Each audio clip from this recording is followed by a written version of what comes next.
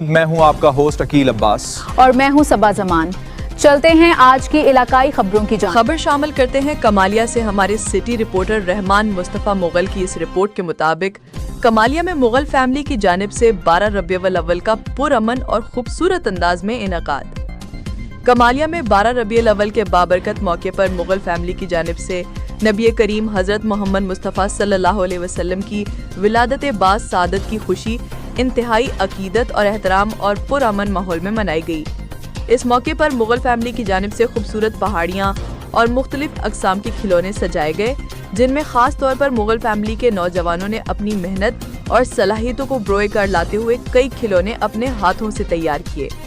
تقریب کے دوران خوبصورت لائٹنگ کا بھی خصوصی اہتمام کیا گیا، جس سے پورا ماحول مزید دلکش اور روح پرور نظر آیا۔ بڑی تعداد میں شہریوں اور اہل علاقہ نے خوبصورت مناظر سے لطف اٹھایا، جبکہ بچوں اور بڑوں نے پھینگٹے بھی ڈالے اور جشن میلاد النبی صلی اللہ علیہ وسلم کی خوشیوں میں بھرپور انداز میں شریک ہوئے۔